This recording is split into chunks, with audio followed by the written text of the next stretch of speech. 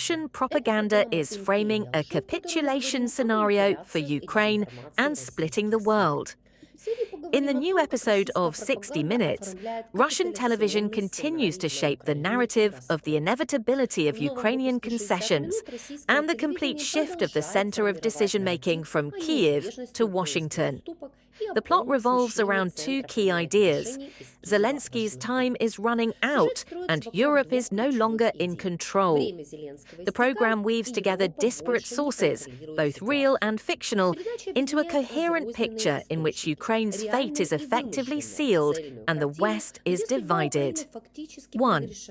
Key thesis: Trump gives Ukraine an ultimatum. The program opens with the statement that Zelenskyy must accept the American peace plan in the coming days. From the very first minutes, a sense of a strict deadline is created, symbolically tied to Christmas, giving the situation the feel of a clock ticking down to zero. The propagandists claim that Trump is convinced that Ukraine is losing. The US insists on handing over Donbass to Russia. Zelenskyy must capitulate, otherwise he will be left alone. None of these assertions are supported by public documents, but the program's logic requires no factual verification. The goal is to create emotional pressure and a sense of no alternative. Only a few days remain until Catholic Christmas, which Trump considers another deadline for a settlement. Details in our report. Trump is convinced that Russia will win. He quite clearly states that Zelenskyy must submit in everything. It is quite obvious what course he is now choosing. Maximum pressure on Zelenskyy, including demands for holding elections. President Trump said in a new interview that Ukraine, quote, is losing. Trump told Politico that Russia's position is stronger at a key moment in negotiations to resolve the Ukrainian conflict.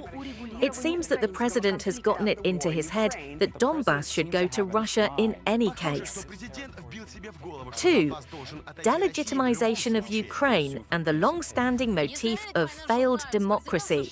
The next major block is an attack on the legitimacy of the Ukrainian president. The host repeats the Kremlin's claim that Zelenskyy lost his powers on May 20th, and signing anything with him is pointless. Then comes the misinformation. Ukraine is deliberately avoiding elections.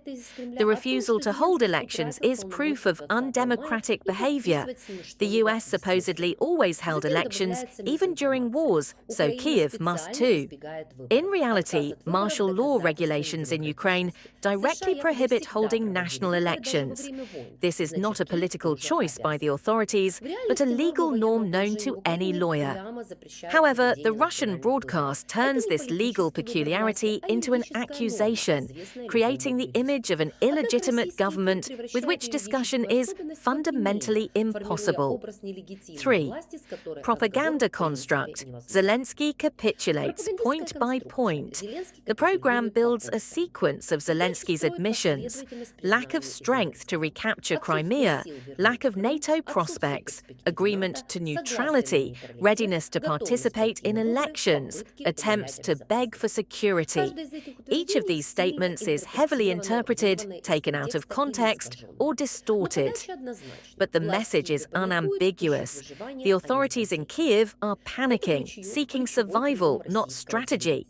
This is a key tactic of Russian television. Any diplomatic realism from Ukraine is interpreted as capitulation, and any confrontation as hysteria. 4. The European Union is portrayed as weak and helpless. A separate line of the program is discrediting the EU. Brussels is pushing Kyiv to fight to the last Ukrainian. European influence on the negotiations is negligible. European hawks want to continue the war to weaken Ukraine. Europe is acting at odds with Trump. Here, Russian propaganda exploits the current debates within the EU and the US, presenting them not as democratic disagreement, but as an indicator of chaos and weakness. American media outlets, Politico, The Washington Post, and The Wall Street Journal are particularly actively cited, but the free interpretation makes these materials tools, of the Kremlin narrative.